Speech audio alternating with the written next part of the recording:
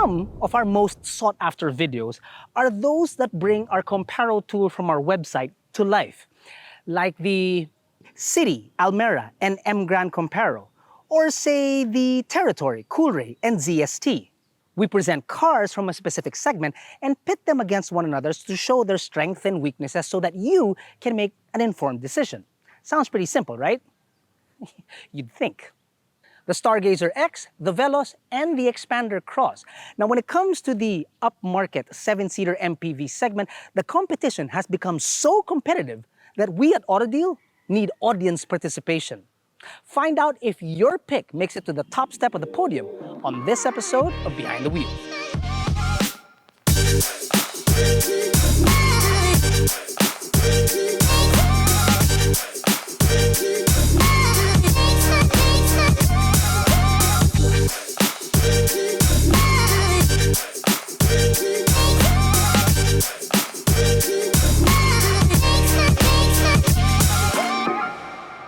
Now, to keep things concise, the categories are price, interior space, tech and safety, cargo space, power, and overall look, which we've asked for your help.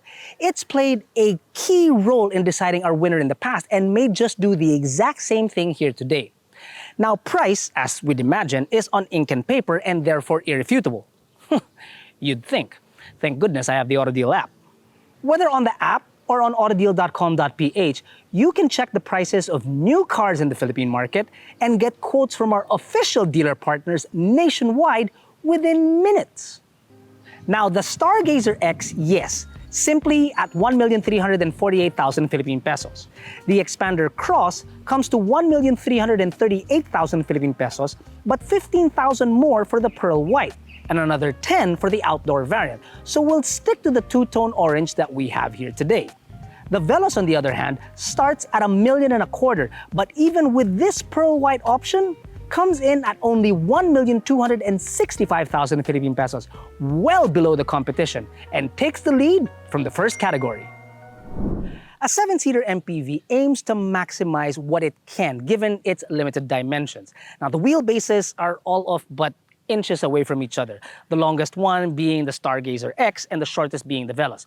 But in terms of overall length, the longest one is actually the Xpander, while its closest rival is 4 inches shorter, and that is the Stargazer X. However, how they execute it on the inside is where it really matters. In the Stargazer X, the third row includes 2 cup holders on either side and a single 12-volt socket. Now, space for jack is as expected.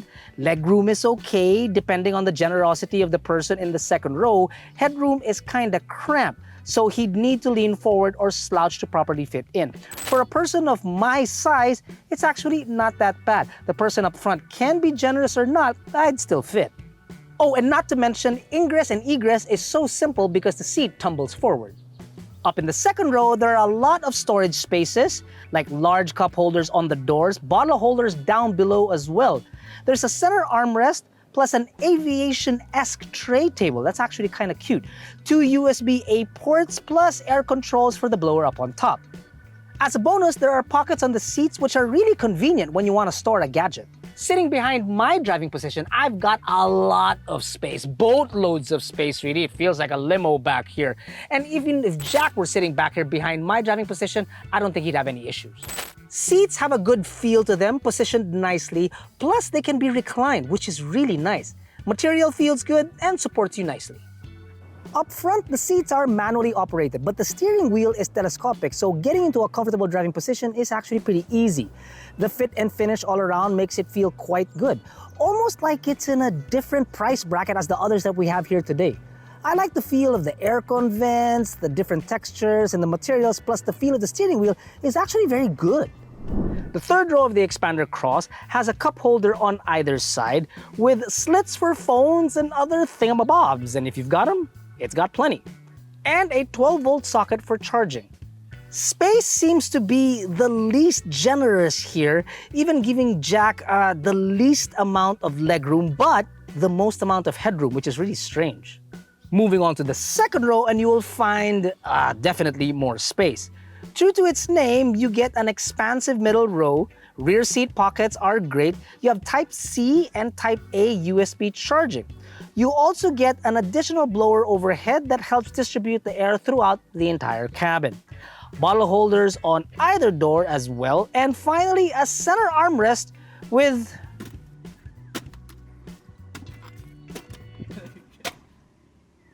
two cup holders. The seats are contoured good enough to not feel like benches, plus Isofix tethers are standard in the middle row. The leather in here feels durable and hardy, but it has a bit of a rubbery texture to it. It's also the only car in this Comparo that has a blue hue to the upholstery, which actually looks quite nice under certain lights. A pair of cup holders on either side of the third row is accompanied by a single 12-volt socket as well. Space could be adequate for a person like myself, depending on how much room the second row wants to relinquish, that is. For someone like Jack, however, the second row passenger would need to be extremely generous. Space in the middle, on the other hand, when pushed back to its maximum, is fantastic, and does even get a good nod from our friendly giant. The second row boasts even more cup holders above and below the door, 2 USB charging ports just below yet another cup holder in the center, additional pockets behind the front seats, air controls up top, and a set of air vents with diffusers for the rear cabin. The leather isn't of premium quality, but rather one that can be cleaned quite easily, which is like a glove for a compact MPV, and so are the Isofix tethers. Plus, the cloth in the middle will ensure that you don't sweat and create a pool underneath your butt. And like the other MPVs, the backrest here in the second row also does recline. Though the amount of space is similar to all the vehicles here in this Comparo, the material inside, however, the fit and finish, it kinda, well, gives you the understanding of why this is the most affordable. Leading off with more function is the Veloz, which is why we're giving it a single point. Leading off with more form is the Xpander Cross, which is why we're giving it 2.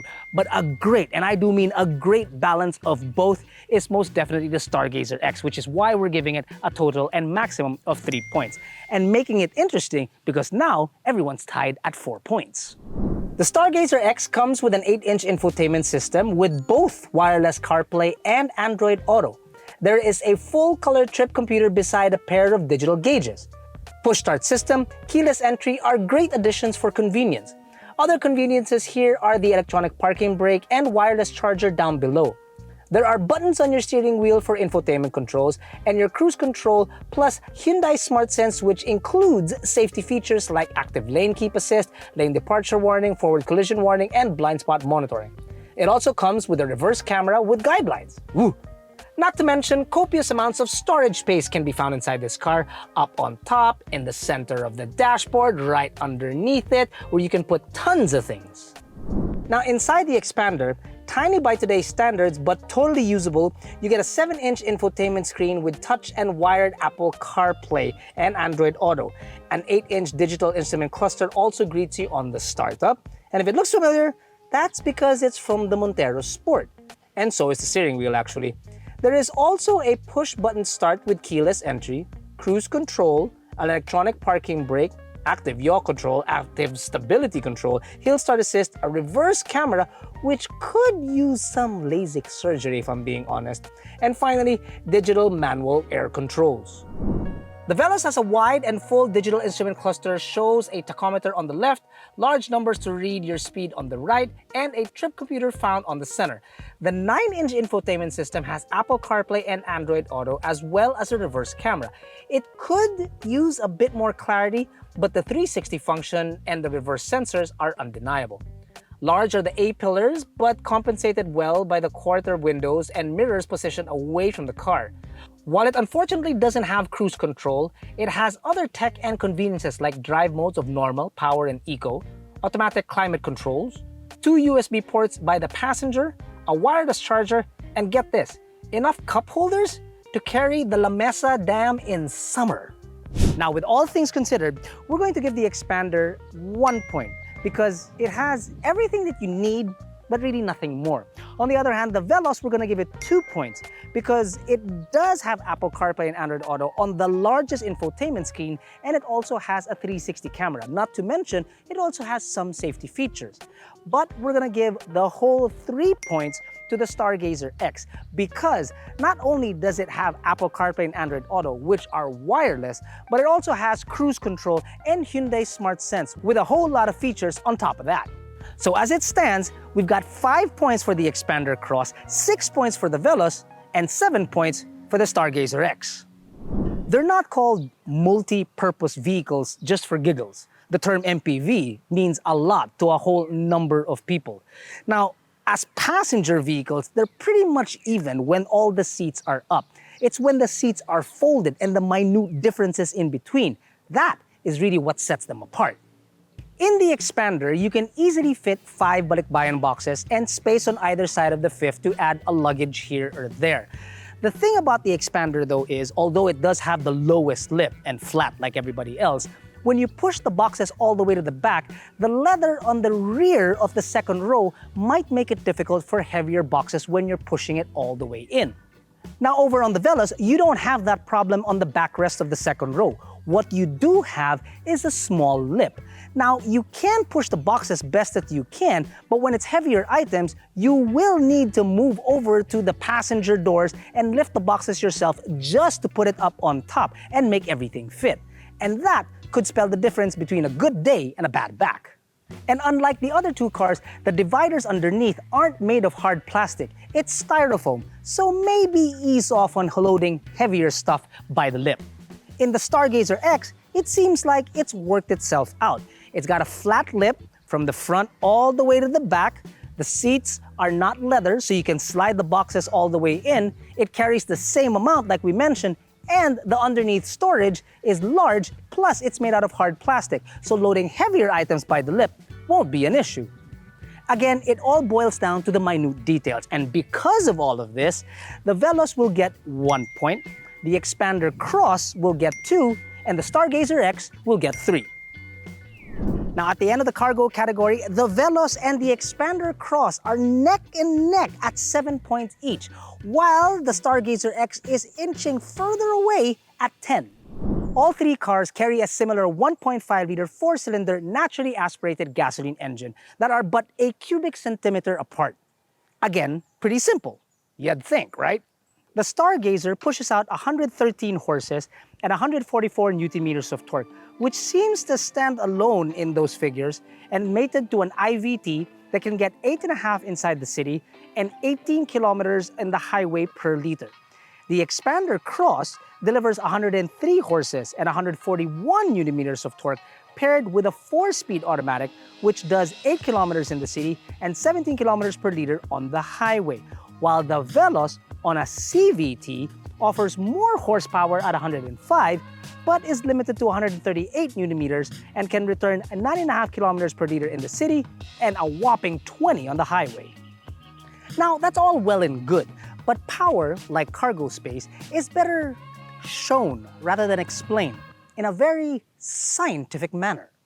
This is the very scientific load the car with 4 people while it has the equal amount of fuel in each and every single one, floor it going uphill from poste to poste, however long that may be, test with a dog.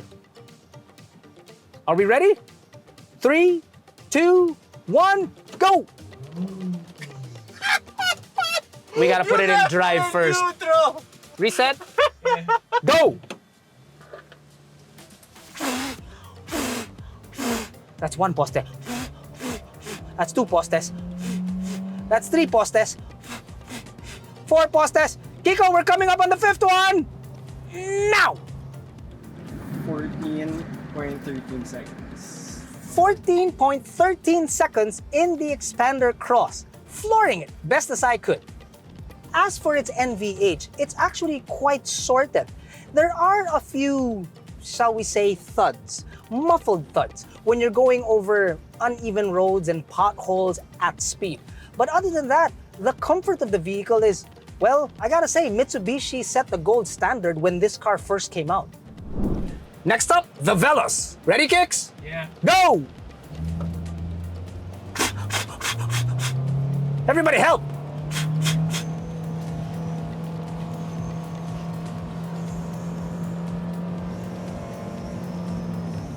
Time! Little bit of power there. Wow! I mean, if you think about it, F1 is won by milliseconds. F1 is won by milliseconds. These aren't exactly F1 cars, but hey, they represent a couple of F1 cars out there. 14 flat, dead. Thanks to the fact that this also has a power mode. The Veloz is basically the advanced development of the Avanza, and you'd expect a little bit more, but the truth is, the NVH could have been a little bit better in here, especially when you floor the engine. The comfort level is, well, that's at par, except that the seats, I find them a little too upright. And no, it's not because I'm a shrimp. No, that has nothing to do with it. So stop telling me that. I'm not saying anything. Yes, you are. You could say that the NVH is a bit rough. It's the only reason why we brought along Earl.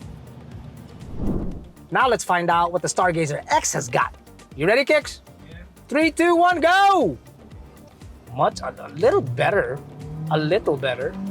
Ooh, it sounds angry. Coming up on the poste. Stop! 13.6, is that right? Yeah. So on paper, it did have the most amount of torque and horses. So yeah, you do get why it is in first place.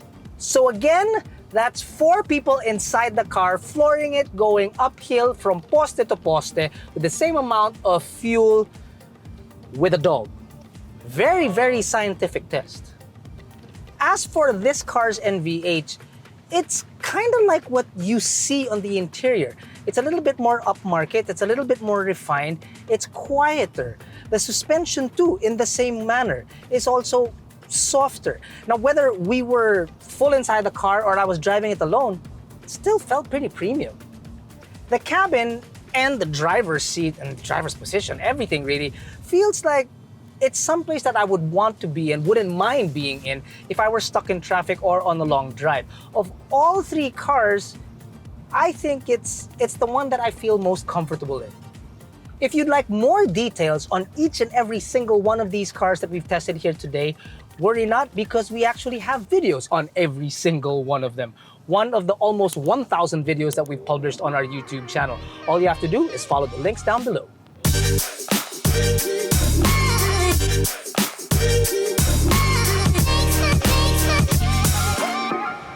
After our extremely scientific test with a dog, of which the name we're not going to repeat because I really can't remember it, we found quite obviously that the Stargazer X with the most power and the most torque won.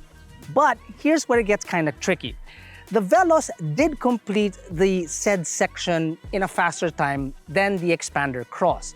But we'd argue that because of how it is in total, the NVH, how it feels on the inside, what it is to like to drive, whether on long drives or in traffic, we'd say that we as drivers would feel better, and as passengers as well, would feel better sitting inside the Xpander Cross than we would inside the Veloz. Hence, we'll give the Veloz 1 point and the Xpander Cross 2. Now we come to our very last category, just exactly how it looks, the overall look, where we asked viewer participation for your help. Because if it came to just us editors, it would be simple. We'd pick the Stargazer X as the winner.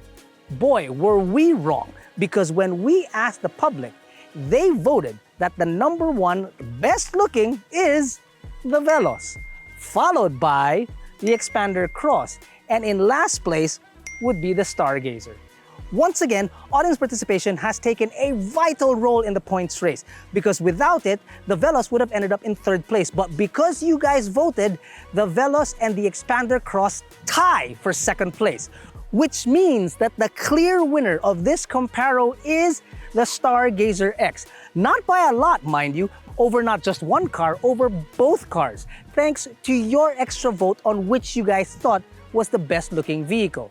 That may conclude our Comparo here today, but I want to ask you now, do you guys agree with what happened here today, with the results? If not, let us know in the comments below. I might also ask you to please kindly keep the comments as clean as possible. I mean, we are after all civilized, right? Well, you'd think.